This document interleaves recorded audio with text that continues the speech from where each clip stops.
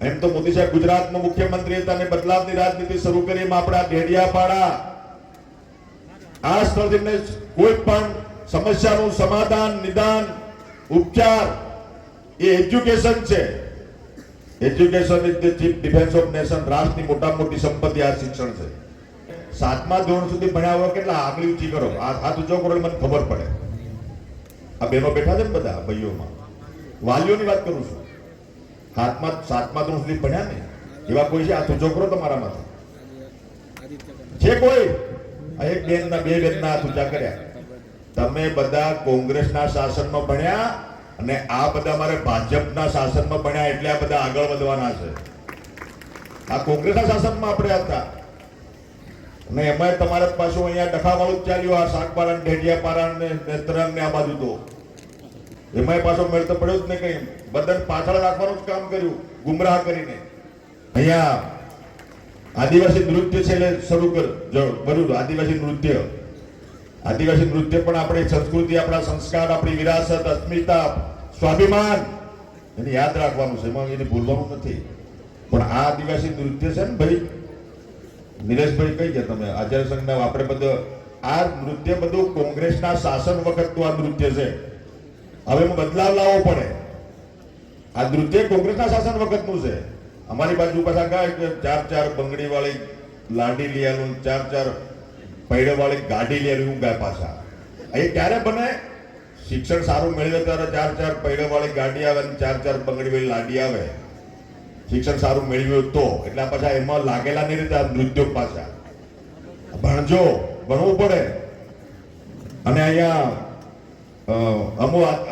લીટી હતી ને ભાઈ, અમે આદિવાસી હાથમાં દાર્યું ને કાનમાં શું હતું કીધું ભાઈ? તમે સાંભળ્યું કોઈ? બધા તમે કોઈ સાંભળ્યું? આ બેનને પૂછો કોઈ ને કે અમે આદિવાસી હાથમાં દાર્યું ને કાનમાં શું હતું ભાઈ? પત્રકાર મિત્રો તમે આ લખજો પાછું. આ બધું બાંધિયા એ પરિવેશની વાત થઈ, શૃંગાર પરિવેશની. કે અમો આદિવાસી હાથમાં દાર્યું ને કાનમાં બુંદિયા પણ આ કોંગ્રેસના શાસન વખતનું ગાયન છે. હવે મોદી સાહેબના શાસનમાં બદલાઈ ગયું. આ ગાયનમાં બદલાવ લાવો ભાઈ. આપણે જીસીઆરટી ના માધ્યમથી અમે ચેન્જ લાવીશું આમાં ગીતમાં પણ. હવે હાથમાં દાર્યું ને કાનમાં બુંદિયા નહીં, હાથમાં કલમ ને એ આવશે. ડોક્ટરો પણ બની ગયા, હાથમાં કલમ આવી ગઈ હવે. એટલે આ ગીતમાં પણ બદલાવ. આપણે કઈ સુધારો કઈ બધા મળીને કરીએ ભાઈ. વિનોદભાઈ આ ગાયનો પણ શબ્દો ફેરફાર કરીને નવું ઉમેરે. ગોપાલ કાકા બધા નવું ઉમેરોલા. તમારા હાથ પાછો આ ડેડિયાપાડા શાકપારામાંથી શરૂઆત કરવી છે. જે કઈ છે અહીંથી શરૂઆત કરીએ હારી. અત્યારે લોકો વાતો કરે છે બધી. એક શિક્ષક ને એક શાળામાં એક શિક્ષક વિદ્યાર્થીની વાતો નથી કરતા. કેટલા વિદ્યાર્થી છે પણ એક શિક્ષક ને શાળામાં એક જ શિક્ષક છે. એટલે પણ બાળકો કેટલા જુઓ ને ભાઈ. આરટી ના એક પ્રમાણે સંખ્યા આપણી હોય છે, રેશિયો હોય છે એનો. પણ એ સમય મિત્રો જે આપણી જે બહેનો દીકરા દીકરીઓ એડમિશન લેતા હતા, શાળામાં 37% ડ્રોપ આઉટ થતો હતો.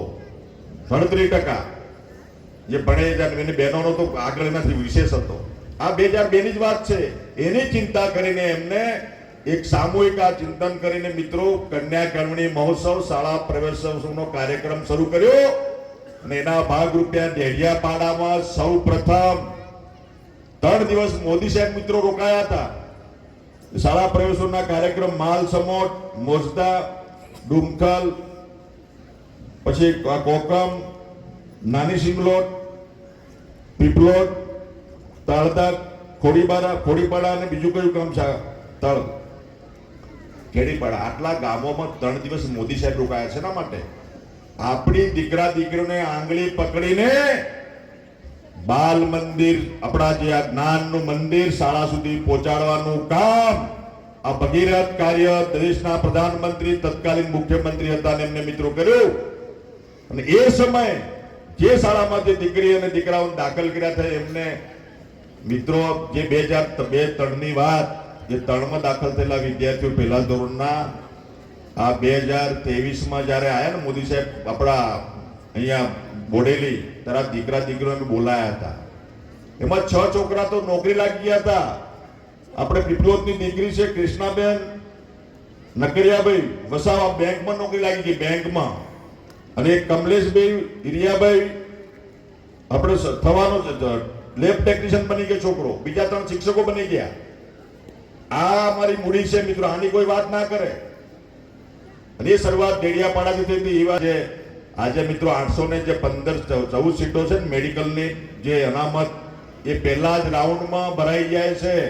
ને એના પછી જે સેલ્ફ ફાઇનાન્સ મેડિકલ કોલેજોમાં વિદ્યાર્થીઓ જાય છે ઊંચા મેરિટ વાળા, એ વિદ્યાર્થીઓને પણ મોદી સાહેબે ફ્રી શિપ કાર્ડ શરૂ કર્યું. ને ફ્રી શિપ કાર્ડના માધ્યમથી આજે પૂરા ગુજરાતમાં દર વર્ષે 1500 જેટલા ડોક્ટરો આદિવાસી સમાજના મિત્રો બહાર પડે છે.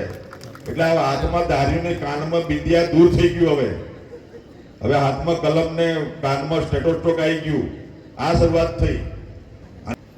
આખા દેશમાં ગુજરાત એવું રાજ્ય છે કે આદિવાસી સમાજ માટે મોદી સાહેબ કન્યા કેળવણી ફ્રી અને ફ્રી શિપ કાર્ડની વ્યવસ્થા કરીને ગયા. એની વ્યવસ્થા મિત્રો આપણે કરી. ગરીબનો દીકરો આગળ વધી શકે, ભણે અને પારદર્શક વહીવટ. પહેલા તો નોકરીમાં જે લેવાતા હતા બધાને ખબર છે, अपने वालों को सेट करो तो दूसरे को फीट करो, नीति ચાલતી હતી. મામા ફોઈના લોકોનો લાગતા હતા, સગાવાત નહીં બધું ચાલતું હતું. અત્યારે દૂર થઈ ગયું. અત્યારે પારદર્શક વહીવટ, ઓનલાઈન ભરતી. અત્યારે શિક્ષણ વિભાગમાં અમે પહેલા ધોરણથી 12મા સુધીની ભરતી 24,700 ની ભરતી અત્યારે ચાલુ છે. મેરિટ પ્રમાણે છે, કોઈની ભલામણની જરૂર નહીં. બાકી પહેલા તો લાગવગ લાયકાત એવા નિબંધો અમે લખતા હતા 10મામાં અને 12મામાં. નિબંધમાં પ્રશ્નોમાં અમે લખતા હતા, જવાબ લખતા હતા. એ નિબંધો વાંચજો ભાઈ બધા મિત્રો. નિબંધમાં લાગવગ લાયકાત. અત્યારે સૂત્ર બદલાઈ ગયું. અત્યારે લાયકાત એ જ લાગવગ, જેની લાયકાત છે ને કોઈ મિત્રો ચિંતા કરવાની જરૂર નથી. બધાને આપણે મિત્રો લાભ મળી રહ્યો છે. કુલ પરંપરા પુનઃ જાગૃત થાય એના માટેના મથામણ, એના માટેના પ્રયાસો આપણા ગુજરાતના મિત્રો ચાલુ થયા છે.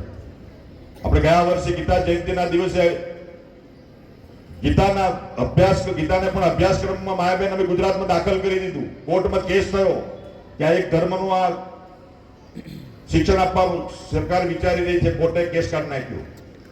અને ગીતા મિત્રો આપણે દાખલ કરી. ગીતાના સિલેબસમાં આપણે ધોરણ 6માં અભ્યાસક્રમ ભાગ 1 આપણે લોન્ચ કર્યું અને આ સાલ ભાગ 2 પણ આપણે મૂક્યું છે. તબક્કાવાર 18 અધ્યાયના શ્લોક આપણા દીકરા દીકરીઓ વાંચશે. એમાં ગીતાનો જે સંદેશ છે, કર્મનો સંદેશ છે. માત્ર આપણે કર્મ કરવાનું છે, ફળની ઈચ્છા રાખવાની નથી, નિરાશ થવાનું નથી. આ કેટલાક લોકો દેશ વિરોધી, રાષ્ટ્ર વિરોધી, વિકાસ વિરોધી, આદિવાસી સમાજ વિરોધી, કેટલાક લોકો ટુકડે ટુકડે ગેંગના સાથીઓ આ દેશમાં અને પ્રદેશમાં એ આજે અલગતાવાદ, પ્રાંતવાદ, જાતિવાદ ફેલાવવાનું મિત્રો કામ કરી રહ્યા છે. એમને જાકારો આપવાનું કામ મારી આ નવી યુવા પેઢી અત્યારે અભ્યાસ કર્યા. તમારે બધા આ જાગૃત બનીને આગળ વધવાનું છે. અત્યારે કોઈ ખામી કે કોઈ કમી કે કોઈ ઘડી કે કોઈ કડી વિકાસ માટે મિત્રો રાજ સરકાર કે પ્રદેશની સરકાર કે દેશની સરકારે બાકી રાખી નથી. આ મોદીભાઈએ ગણી આપ્યું કે અહીંયા આટલું આ થયું, આ કોઈ કામ બાકી રાખ્યું નથી. તેમ છતાં કે આદિવાસી અધિકારો માટે અમે લડીએ છીએ. શેના અધિકાર ભાઈ? આદિવાસીના અધિકારો માટે લડીએ, પણ કયો અધિકાર? હું પૂછું છું. આમ સરકારમાં મનસુખભાઈ વસાવા સાહેબ દિલ્હીમાં છે, આમ બધા ગુજરાત સરકારમાં છે. જે કઈ આદિવાસીના અધિકાર માટે ખૂટતી કડી હોય, જે અધિકાર બાકી રહી ગયો અમને આપો. એ અધિકાર અમારે અપાવો છે. બધા જ અધિકાર આપણને મળ્યા છે, મળી, પણ કયો બાકી રહી ગયો તમને આપો તો ખરા. તમે અધિકારનું નામ તો આપો કે આ બાકી રહી ગયું. આ તો જન્મથી મૃત્યુ સુધીની બધી યોજનાઓ છે, શિક્ષણની વ્યવસ્થા છે, ફ્રી શિપ કાર્ડ છે. આદર્શ નિવાસી શાળાઓ કુલ મળીને 2,70,000 વિદ્યાર્થીઓ નિવાસી મિત્રો અભ્યાસ ગુજરાતમાં કરી રહ્યા છે. 2,70,000 વિદ્યાર્થીઓ હાયર એજ્યુકેશનમાં જે સમરસ છાત્રાલયોમાં, કન્યાકુમાર છાત્રાલયોમાં સંખ્યા છે એની વાત નહીં કરતો. એમ તો કુલ 3 લાખ વિદ્યાર્થીઓનો ખર્ચો મિત્રો રાજ્ય સરકાર આપી રહી છે. આપણા 2,000 કરોડ રૂપિયા આમાં આપણે વાપરીએ છીએ બાળકો પાછળ. આટલા આદિવાસીના વિકાસ માટે વાપરીએ છીએ. એની વાત નહીં કરવાની, પણ લોકોને ગુમરાહ કરવાના. આદિવાસી અધિકાર, કયો અધિકાર બાકી રહી ગયો બોલો? જમીનના જંગલના પટ્ટા આપવાની વાત, એ આપણે પટ્ટા અપાયા. આ મારી બહેનોને જમીનના માલિક બનાયા. અને પાછા કે સંવિધાન બદલી નાખવાના. આ તો સંવિધાન આવું ચાલ્યું મનસુખ દાદા. એટલે આ સંવિધાન બદલી નાખવાની વાત, આ બદલી નાખવાના છે એમ કે લોકોને ગુમરાહ કરે, ઘણીવાર યુસીસીના નામે રેલીઓ કરાવે. મારે આપના માધ્યમથી બધાને કેવું છે, સંવિધાન બદલવાની વાત આ ચૂંટણી બદલી નીકળ્યા હતા મનસુખ દાદા આપણે લોકસભા વખતમાં કે આ ભાજપવાળા સંવિધાન બદલી નાખવાના. મારે એમને પૂછવું છે, સંવિધાનમાં ક્યાં એવું લખ્યું હતું કે 2014માં દેશમાં પ્રધાનમંત્રી તરીકે નરેન્દ્રભાઈ મોદી સાહેબ બિરાજમાન થશે અને આયુષ્માન ભારત કાર્ડ મફતમાં આવશે એવું ક્યાં લખ્યું હતું ભાઈ? હા ના બોલો. લખ્યું હતું એમાં સંવિધાનમાં લખેલું હતું કે દેશમાં 2014માં નરેન્દ્ર મોદી સાહેબ વડાપ્રધાન બનશે અને દેશના લોકોને આયુષ્માન ભારત કાર્ડ આપશે એવું લખેલું હતું? નતું લખેલું ને, મોદી સાહેબે ઉમેર્યું. સંવિધાનમાં કઈ જગ્યાએ એવું લખેલું હતું કે 2014માં દેશના પ્રધાનમંત્રી નરેન્દ્રભાઈ મોદી સાહેબ બનશે અને ખેડૂત સન્માન નિધિના 6,000 રૂપિયા લોકોને આપશે એવું કઈ જગ્યાએ લખ્યું હતું ભાઈ? નતું લખેલું તો ઉમેર્યું. સંવિધાનમાં કઈ જગ્યાએ એવું લખ્યું હતું કે દેશના પ્રધાનમંત્રી નરેન્દ્રભાઈ મોદી સાહેબ 2014માં પ્રધાનમંત્રી બનશે અને જનધન ખાતા ખોલશે? 55 કરોડ મિત્રો ખાતા ખોલાય, આપણને લાભ થયો. તો પેલી બહેનોને પેલા ગામના શોપિંગ સેન્ટરના માણસો કીધું ભાઈ એની તો અહીં દુકાન જ નથી, કરિયાણું કઈ થયા? ત્યાર પછી બહેનોને ખબર પડે કે મારો હાળો સિત્રી ગયો, અલા તેની દુકાન જ નથી, માલ કઈથી આપે? આ વાતો કરનારા જેની સરકાર પ્રદેશમાં નથી દિલ્હીમાં સરકાર, અને મોટા અથડીમાં ચાંદ બતાવવા વાળા ક્યાંથી કામ કરી શકે મિત્રો? એવા લોકોથી મિત્રો આપણે ચેતતા રહેવું પડે. આપણે સરકારની સાથે રહીને મિત્રો આગળ વધીએ. લાંબી વાત મારે મિત્રો કરવી નથી, પણ આવા જે લેબાગુ તત્વો જે છે, જે વિઘટનકારી નીતિ છે, અલગતાવાદ ફેલાવવાળા લોકો છે, જે મોટા પરસ્ત લોકો છે, જેમની રાત ચમકાવવા માટે લોકોને ગુમરાહ કરવા નીકળ્યા છે, એવા લોકોથી મિત્રો ચેતતા રહેવાનું છે. આ આવનારા સમયમાં આદિવાસી સમાજને ભ્રમિત કરીને આદિવાસી સમાજ હિન્દુ નથી એમ કરીને કેટલાક લોકો આજે વિધર્મીઓ અલગતાવાદ ફેલાવવાનું કામ મિત્રો કરી રહ્યા છે. આદિવાસી અને બિન આદિવાસી વચ્ચે આવનારા સમયમાં સંઘર્ષ પેદા થાય એવી પ્રવૃત્તિ મિત્રો અત્યારે લોકો કરી રહ્યા છે. એનાથી આપણે જાગૃત થઈને આપણે બધા મિત્રો સત્યના માર્ગે, આપણા વિકાસના માર્ગે આગળ વધીએ.